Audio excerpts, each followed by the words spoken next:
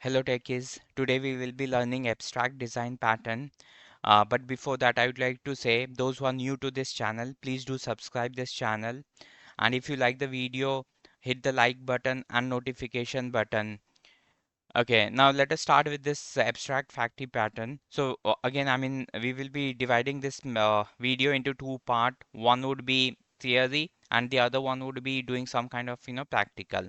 For the theory purpose, we will be learning with the example of factory and product. So you have a factory and you have number of product which are getting produced in the factory. So that example we will be trying to, take to learn the theory concept of the abstract factory pattern. Whereas when we'll go to the practical side, we'll be taking a very separate example other than this factory product combination. Okay, so let us see what are the properties of abstract design pattern. So the first thing which it say that you should be having a abstract class when you want to implement this abstract factory pattern. So what exactly abstract class is? You have a class where you have the definition, but there's no implementation of those definition inside the abstract class. So the concrete class which will be inheriting this abstract class will be having the responsibility to implement those abstract method, okay, which they have inherited from the abstract class.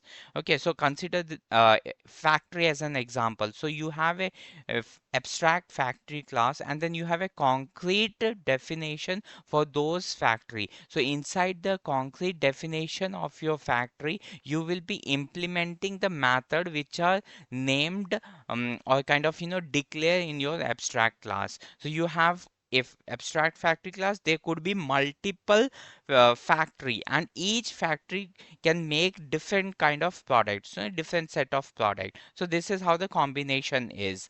Okay, now the second point, it says that it create families of object without being concerned about the specific class to those object, which means that now suppose you have this factory. Okay, now each factory can produce set of products, so there will be a kind of abstract product class, and those abstract product class will be inherited by the concrete product class. So this product will be linked to each factory. Okay, some set of project linked to each factory. So this is what it says, the second point. Okay, now if you see the component of abstract pattern, as I was telling that there would be one abstract factory, then there will be an implementation of those abstract factory using concrete factory. Okay, so if you see here the abstract factory, it says that interface for creating family of product. Okay, so it is just an interface, no implementation is there.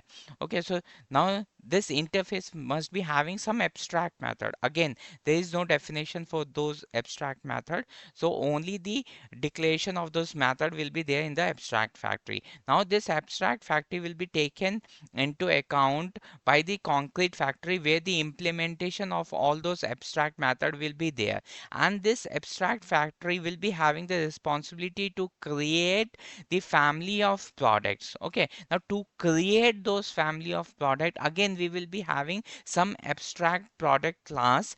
Because see, if you take one example, if there's a FMCG company, it may create different kind of product, but there are some characteristics which are common, like what is the name, what is the price, what is the manufacturing date, and all those batch number and all those things. These are kind of concrete things, so these need to be implemented in each of the product, correct? So for that we will be having a abstract product class which will be declaring all those method which need to be implemented in the concrete product. Okay, so these are the four component of abstract factory pattern.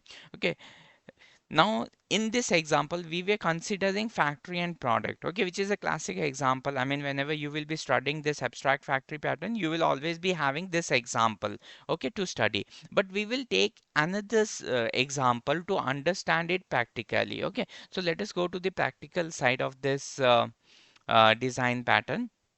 Okay, so now here what I have done, I've created a kind of, shopping basket. Now inside the basket, I'll be having different kind of items in the basket. Okay, now what I have done, I've not created the abstract class for this bucket because I'm just taking an example of one bucket, but multiple item inside that bucket. So I have one bucket, which is a kind of factory for me.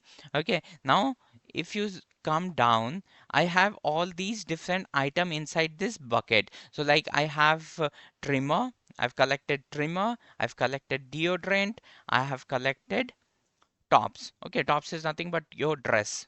Okay, so these three items I have collected in my basket. Okay, now if you see all these items which I have collected in my basket, it all inherits one particular concrete product class. Now those concrete product class are nothing but item ABC. Okay, so this is a concrete product or concrete item class in this example. So now what this concrete class is telling is that it tells that each item in your basket should be having implementation for price. Okay, so this is one example, one simple example I'm taking, where it says that each item in your basket should be having a price tag. Why? Because when we are going to scan all these item, I should be knowing the price of each item. So I have kept only price. So we need to ensure that each item we are keeping inside the basket should be having a price tag attached to it.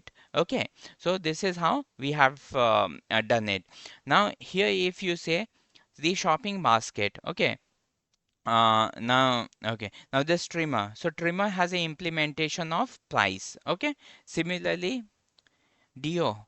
Dio has an implementation of price. Now, what is this implementation? Is like you take the Dio. Okay, you'll maybe you'll be reaching to the shop owner or shop salesperson. If the tag is missing, pricing tag is missing, you'll be asking them to implement that pricing tag on your deodorant bottle. Okay, so that's how you have implemented all your price definitions.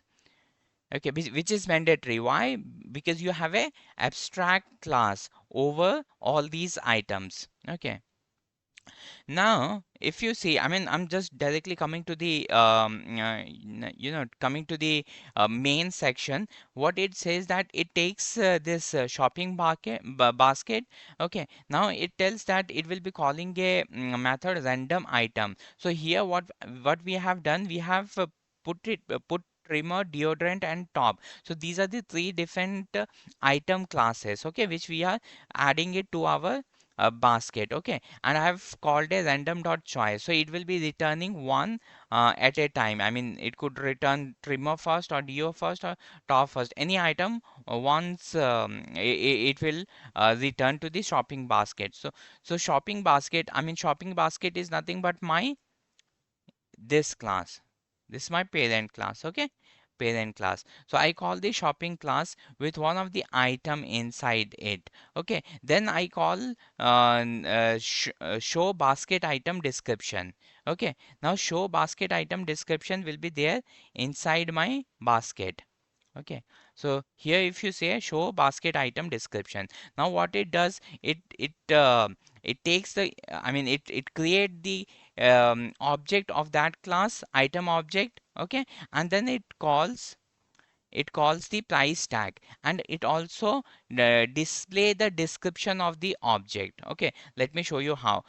Look here.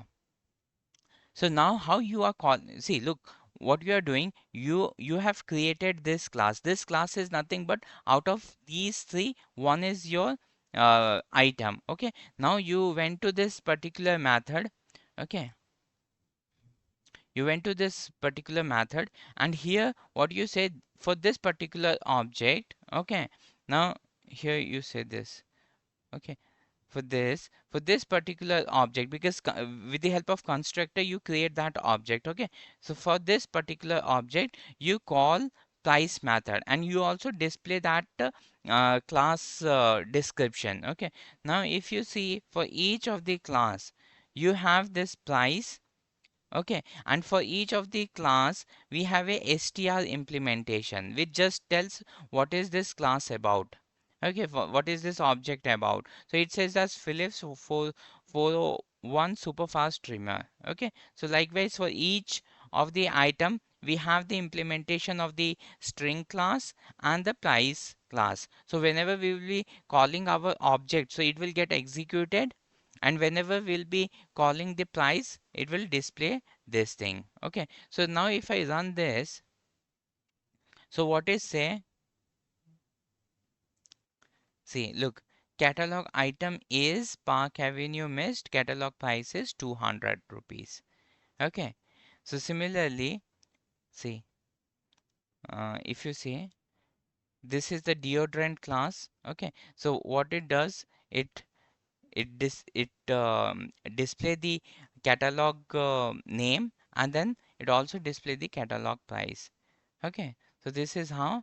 And then in the second, it says that Philips 401 super fast trimmer, and the price is this one. So likewise, it display. Okay, got it?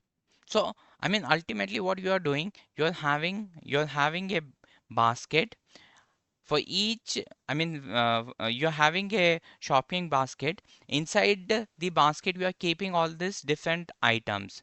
Now to generate the bill, you need an implementation of price. Okay, so price is something which is necessity. So you created an abstract class of item where you say that whether you have anything or not, but for each item you should be having a price. Okay, so you put it as a abstract method, then you inherit this item ABC class to all the item which you have kept it in your basket. So like if you have kept a trimmer in your basket, so you will be inheriting that item ABC abstract class, which will mandate you to have an implementation of price in it. Plus, you since you want to show the show the product name as well. So for each object you have a str implementation where you say that the product is nothing but this one. Okay, now what you have done, you create an object for this shopping object, shopping basket. Okay, and in the shopping basket, whenever you are creating object of shopping basket, you pass a parameter, because if you see this constructor, so there's a item object. Okay, there's one parameter which it is taking. So now this parameter is nothing but a object of some item class. Okay, so you pass one item class, like for example, let's suppose if you are passing a trimmer object. Okay, so that trimmer object, you pass it here. Okay, so now this particular instance variable will be holding the reference of your trimmer class. Okay, so as soon as you have this trimmer class a trimmer class reference, then you are calling, I mean, with the help of this particular shopping basket object, you call show basket item description. Okay, now what you did, you create a object with this reference class, which is, let's say, trimmer. Okay, so you have the object of the trimmer. Now you are saying that I want to show the description of this trimmer. Okay, so you just print catalog name is this object. So it will call the str method implementation in the trimmer class, and then you say that I also want to know the price of the trimmer since I want to make a bill. Okay, so item dot price will get the price implementation from the trimmer class. Similarly, for all other item in your basket, you will start getting these two information. Okay, so I hope you understood. In case if you have any doubt, just put your doubt in the comment section, and I will be checking those comments, and will give reply and to you. So hopefully you like the video, and in case if not, you can just put the comment, and we will be doing some kind of improvement based upon your comments. Okay, thank you, and do subscribe the video. Okay, thanks. Bye.